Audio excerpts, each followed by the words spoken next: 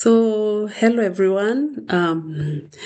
As we celebrate the International Women's Day, I thought I should take some moment to reflect on the disturbing issue that has been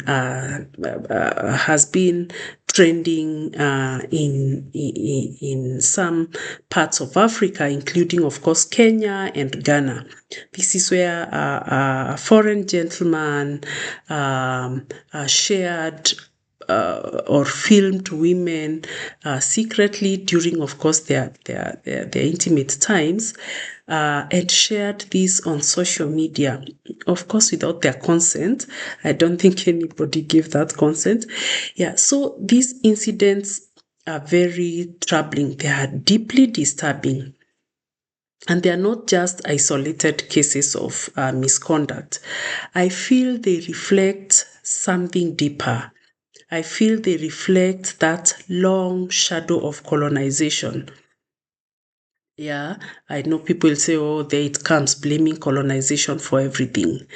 Just hear me out. Yeah, let's look at it from the perpetrator side, the colonial context. During the colonial times, the African body, especially the body of an African woman, was treated as an object of curiosity. And one historical, or one of the most cited incidences is that of Sarah Baartman, and there are still others. This was a South African woman who was taken to Europe around 19th century and was displayed in exhibitions where her body was treated for entertainment, for people to look at, like in a zoo. Of course, that was stripping her completely of her dignity. She became that spectacle, like an animal. Now, what is disturbing today is that the tools have changed, but the pattern is still the same. Because previously it was in exhibitions, in exhibition halls, or in cages, but now we see that it's now happening in the digital technology and in social media. Now let's look at it also now from the victims' side.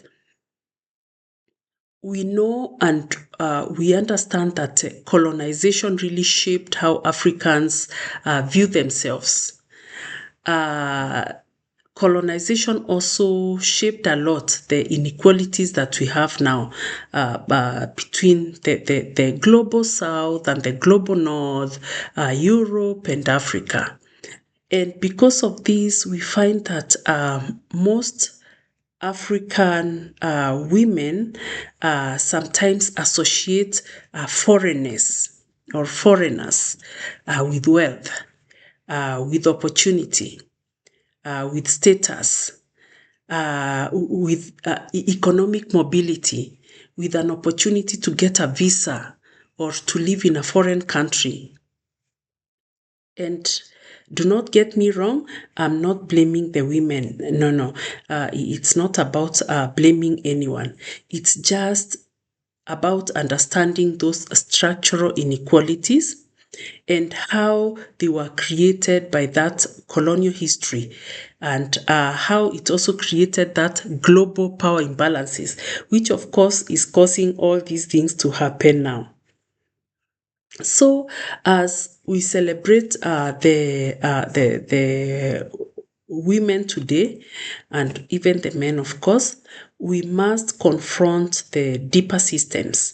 We must look at what is still undermining the dignity of the human being, of the woman, or the man, or the elderly. And we must challenge those narratives that allow a woman's body, an African woman's body, to be treated as an object of curiosity or entertainment in social medias. So we need really to decolonize our societies. We need to protect the dignity, to strengthen that accountability. And we also need to reclaim those good African values We had a lot of good African values, which treated women with respect and which showed the women identity and a lot of celebration of women and their work. So let's celebrate women not only through their words, but also through action, because that dignity, that respect, that equality is and should remain the center of our societies. Please join me in this reflection, and feel free to put your points, either agreeing or also voicing your disagreement. Thank you very much.